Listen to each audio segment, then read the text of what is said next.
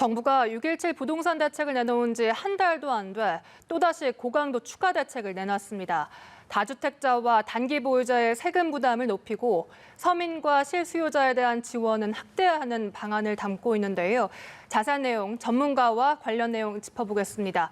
최요한 경제평론가 스튜디오에 모셨습니다. 어서 오십시오. 예, 반갑습니다. 네, 정부의 22번째 부동산 대책 발표가 됐습니다. 네.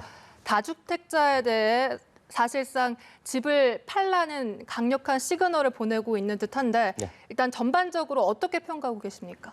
지금 이야기 나오는 것은 금융과 공급체까지 총망라된 대책이다라고 이야기하고 있지만 총망라된 것 같지는 않고요. 지금 투기 목적의 다주택자를 보유를 차단한다라고 이야기를 하고 있죠.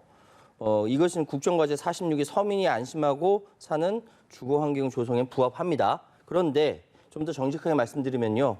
지금 계속 이야기하고 있는 대한민국 부동산 문제의 근본 문제인 재벌의 비업무용 부동산에 대해서는 아무 이야기하지 않습니다. 예, 경실련에서 그렇게 난리를 치는데도 아무 얘기가 안 나왔어요. 두 번째, 다주택자 임대사업자에 대해서 여전히 그 특혜 계속 유지한다라고 이야기하고 있거든요. 일부 언론에서 보수 언론에서 3년 전에는 임대사업 권장하더니 이제는 폐지하냐라고 반발하고 있지만 여전히 이 사업자 혜택 등록 말소할 때까지 계속 간다라는 거예요. 그러니까 지금 계속 특혜는 계속 된다라는 것이죠. 그래서 결과적으로 이번 22번째 부동산 대책 내놨다고 하지만 역시 언발의 오줌누기다. 23번째, 24번째 대책 나올 거다. 이렇게 말씀드리겠습니다. 네, 일단 워낙 이제 복잡해서 하나하나씩 네. 뜯어보도록 하겠습니다. 먼저 종합부동산세부터 살펴볼 텐데요.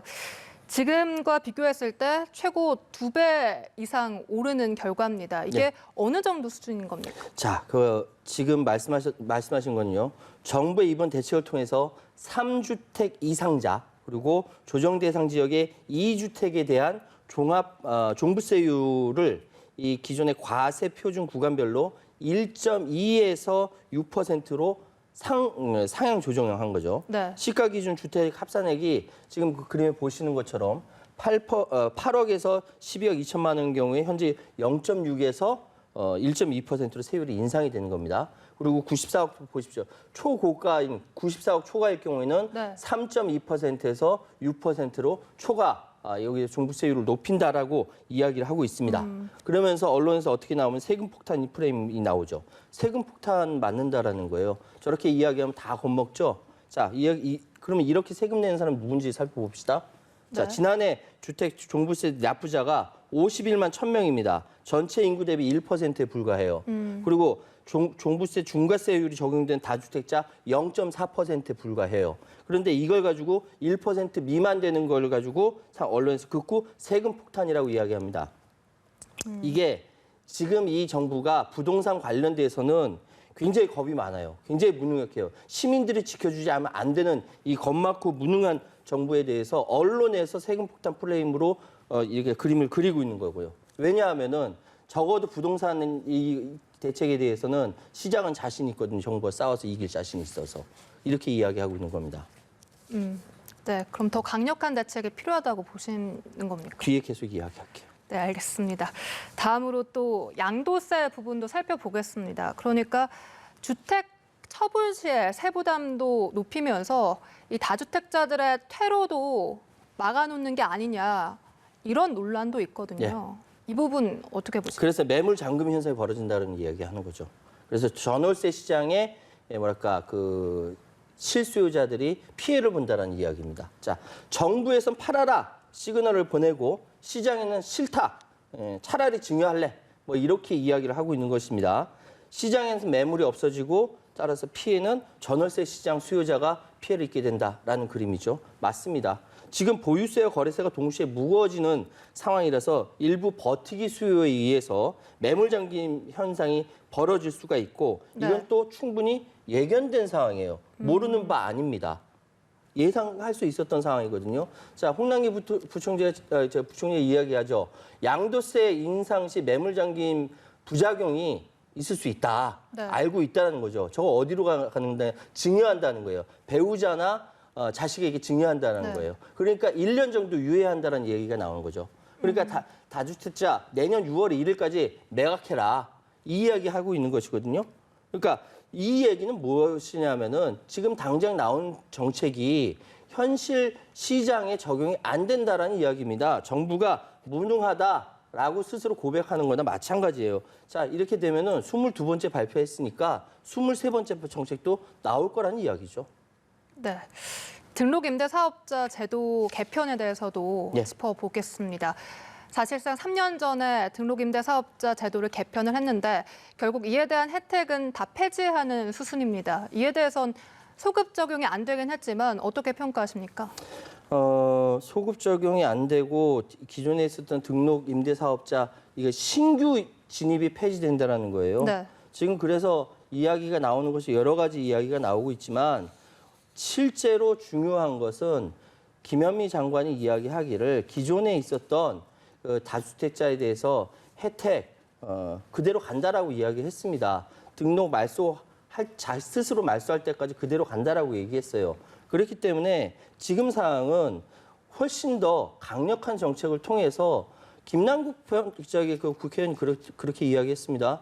여기가 북한이야라고 얘기할 정도로 강력하게 하지 않으면은 지금 현재의 이 부동산 대책으로서는 전망이 없다라고 이야기하고 있는 겁니다. 지금 여러 가지 이야기가 나오고 있지만 기존 사업자의 임대 의무 기간까지 세제 혜택을 유지한다라고 했기 때문에 더 이상 그 피해가 가는 게 아니에요. 이것이 어떻게 아파트에 대해서 그렇다는 거죠. 그러면 이건 어디로 갑니까? 다주택하고 빌라로 간다라는 거예요. 풍선 효과가 그쪽으로 가게 될 것입니다. 그렇기 때문에 이 상황이 제가 계속 이야기하는 게 23번째 정책 나올 것이다라고 이야기하고 있는 겁니다. 네. 일단 이 시점에서 평론가님의 개인 의견이라는 점은 시청자분들께 밝히고 가겠습니다. 그런가 하면 이 실수요자에 대한 혜택은 증가한 모습입니다. 생애 최초 특별 공급은 확대한다 이런 방안도 당겼거든요. 예. 일단 전체적으로 실수요자에 대해서는 이번 방안 좀 괜찮다고 보십니까? 지금 13일부터 규제 지역의 LTV와 총부채 상환 비율 DTI를 10%씩 상향 조정해 준다라고 이야기했습니다. 이거는 잘한 거예요. 서민과 실수요자 소득 기준으로 완화해 주기로 한 건 이건 잘한 겁니다. 왜냐하면 대한민국은 워낙 양극화가 심각한 상황이기 때문에 네. 가진 사람과 그렇지 않은 사람의 대책이 나눠져서 나올 수밖에 없어요. 규제 지역과 지정 변경 전까지 입주자 모집 공고가 된 사업장에 무주택자와 처분 조건부 1주택자의 잔금은 이전의 입건을 적용한다라는 것이죠. 6.17 대책 발표 전에 아파트를 분양받았지만 그 해당 지역이 규제 지역으로 편입됐거나 규제 강화로 잔금 대출 LTV가 낮아진 경우에는 기존의 LTV를 적용한다는 이야기입니다. 어쨌든 지금 실수요자에게 중요한 것이기 때문에 이런 공급 대책, 여기 금융 대책이 나올 수밖에 없는 것이고 이 부분은 잘했다라고 말씀드리겠습니다. 네. 그리고 공급 대책도 살펴보면 이번 부동산 대책에서 공급이 더 강조될 것이라는 예상이 있었는데 생각보다 이 공급 대책이 많지는 않았다. 네. 이런 일각의 분석도 있거든요. 이야기가 그린벨트 해제에 관련돼서 네. 이야기 나오고 재건축 규제 완화에 대해서 이야기가 나옵니다. 검토 대상에서 빠졌죠. 그렇죠. 예, 빠질 수밖에 없고 또 일각에서 거론됐던 제4기 신도시 이번에 발표할 것이다라고 얘기했는데 그것마저 빠졌습니다. 이게 왜 그러느냐? 네. 지금 상황이 7월 10일 어제 발표 전에 4기 신도시가 추가로 지정될 가능성이 높다라고 하면서 부동산 전문가들이 어디 이야기했습니까? 광명시하고 시흥시가 막 들썩들썩거렸거든요. 정부가 어떤 정책 발표하기 전에 부동산 정책 예측하면서 여기가 이렇다 저렇다 시장에 시그널을 보내고 거기서 다 작전 들어간다라는 거 아닙니까?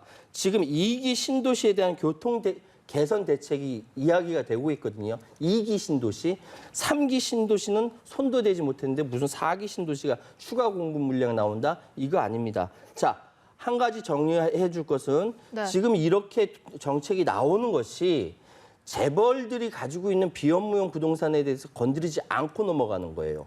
왜? 이전에 1977년도에 1977년도에 나왔던 분양가 상한제 대책이 박정희, 전두환, 노태우까지 쭉, 김영삼까지 쭉, 김대중까지 쭉 왔었는데 이것이 어느 날 갑자기 중지됐죠.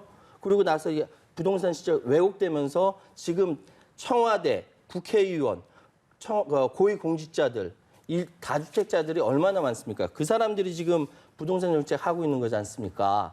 그러니까 지금 이것이 문제가 되는 것이고 4기 신도시 이야기가 발표가 못 나오는 이야기가 바로 여기 있는 거예요. 네, 알겠습니다. 고위공직자들 이번 달 내로 다 처분하겠다는 말을 하기는 했습니다. 일단 최유한 경제평론가와 여기서 이야기 나눠봤습니다. 고맙습니다. 네, 감사합니다.